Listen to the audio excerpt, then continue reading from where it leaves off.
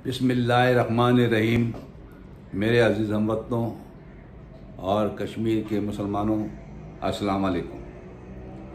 आज का मौजू कश्मीर आज़ादी के करीब पहुंच चुका है, लिहाजा मैं ये तज़किया करना चाह रहा था कि मैं आपके साथ गुफ्तगू करूं और ये बताऊं कि मैं ये क्यों कह रहा हूं कि कश्मीर आज़ाद होने वाला है।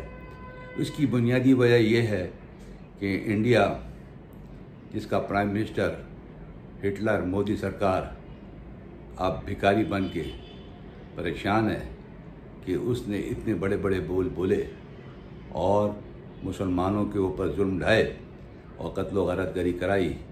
अब उसके पास कोई जवाब बाकी न रहा जब उसकी सूरत हाल यहाँ तक पहुँच गई कि वो चारों तरफ से घिर गया और उसकी सारी अकड़ ख़त्म हो गई और उसको अब कोई रास्ता नज़र नहीं आ रहा। आज अगर हम हकीकत पसंदी से देखें तो जोग्राफिकली ये सूरत हाल इंडिया की बन गई है कि एक तरफ पाकिस्तान कश्मीर के लिए खड़ा है, फ़ौजें बॉर्डर पे लगाई हुई हैं, दूसरी तरफ लद्दाख में चाइना उतर चुका है और वो तेज़ी के साथ लद्दाख पर कब्ज़ा करता जा रहा है और अपनी वहाँ प्रेजेंस को मजबूत पे मजबूत करता आगे बढ़ रहा है।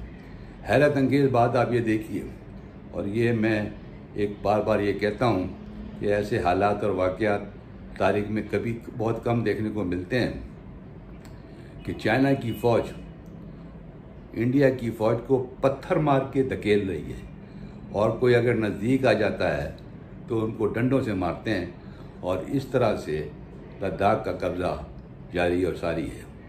अब उन्होंने ये कोशिश की कि इनको पीछे इंडिया में धकेलें और लिहाजा अब लद्दाख के नज़दीक कश्मीर लगता है और कश्मीर से चाइना बहुत नज़दीक पहुंच चुका है।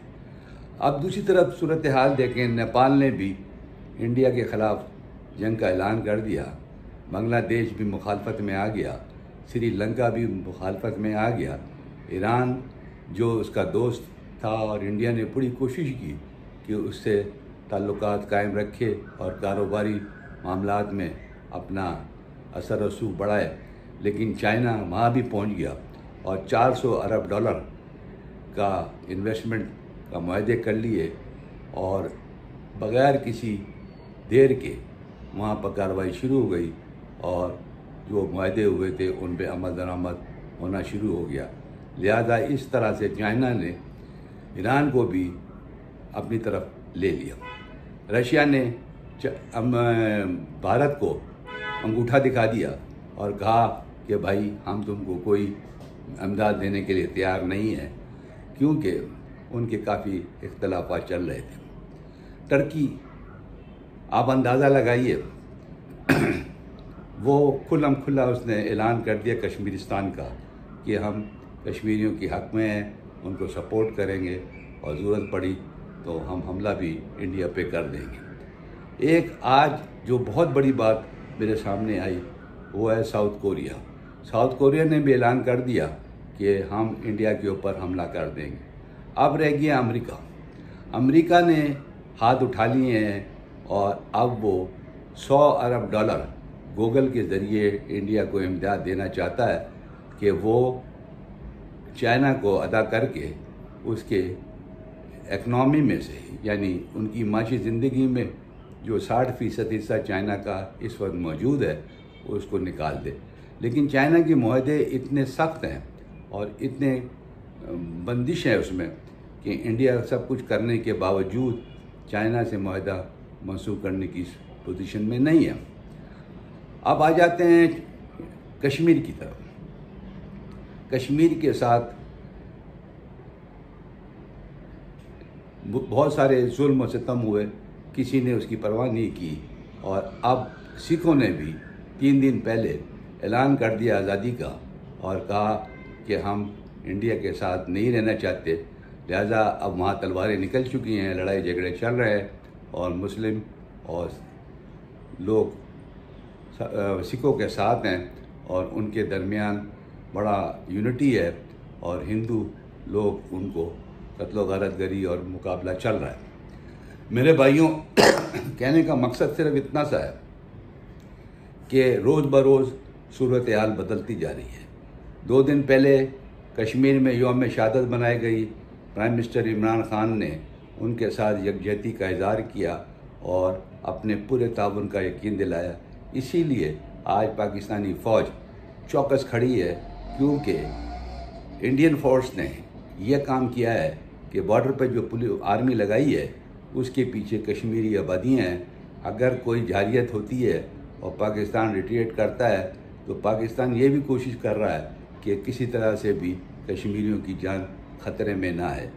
आज हम देखते हैं तो हमको कारगिल याद आता है कि जो जनरल परवेज़ मुशर्रफ ने उसका चोटी का कब्ज़ा करा था, और देखिए किस तरह से हमने अपने कब्ज़े को हमारे हुक्मरानों के ज़रिए किस तरह से हम वापस आए और क्या क्या जानी नुकसान हुआ। ये बात तो आज तारीख़ का एक हिस्सा है और हर बच्चा जानता है कि किन लोगों ने अपनी दोस्तियां इंडिया के साथ निभाई और ये फ़ौज जब वापस आई पाकिस्तानी तो कितना बड़ा नुकसान हुआ। आज ये चोटी हमारे पास होती तो हम तकरीबन कश्मीर को आज़ाद करा चुके होते, क्योंकि जो रसद है और जो आर्मी वहाँ से मूव करती है उसके ऊपर से अगर हम पत्थर भी फेंकते तो वो फ़ौजें तबाह बर्बाद हो जाती। बहरहाल जो कुछ होना था वो तो हो गया। फ़ौज लड़ रही है, फ़ौज तैयार है पाकिस्तान की।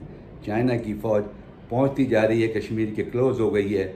अब सूरत हाल ये है कि इधर से कश्मीर के रास्ता बंद किया पाकिस्तान के लिए, उधर से चाइना ने रास्ता खोल दिया कश्मीर का, ताकि वो आराम से। अब फ़ौजों की हालत तो देखिए, इतने बड़े बड़े दावा करने वाले लोग कि हम यूँ कर देंगे, हम वो कर देंगे।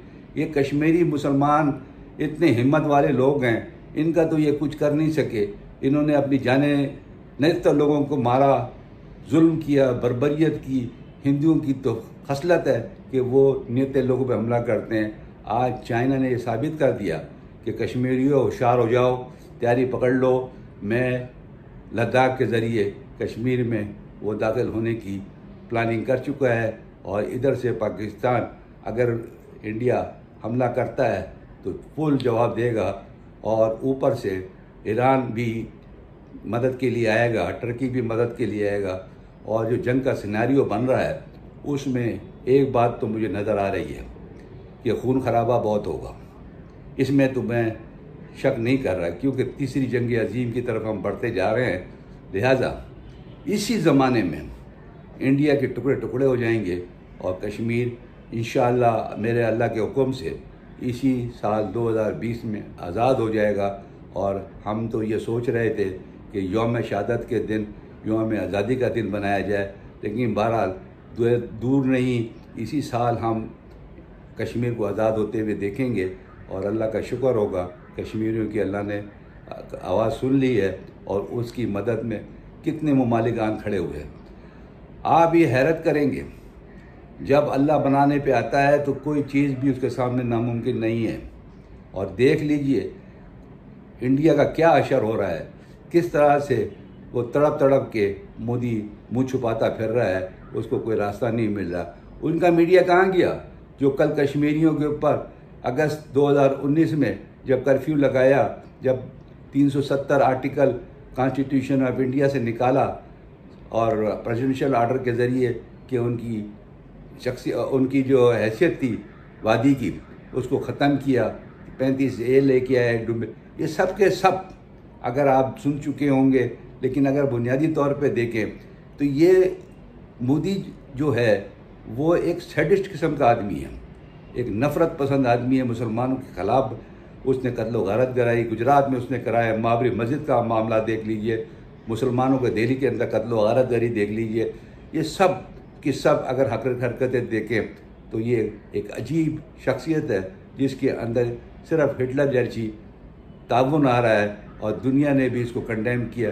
लेकिन कोरोना वायरस यानी कोविड-19 की वजह से कोई लोग हरकत में नहीं आ रहे, लेकिन एक ताकत तो अल्लाह की है जो हरकत में आ गई है। और इंशाअल्लाह वो सारे मामलात को इस शुसुबली से धोएगा कि कश्मीर एक दिन और इसी साल यौम आज़ादी हम बना रहे होंगे और हम ये देखेंगे कि मोदी सरकार का क्या असर इंडिया में होता है।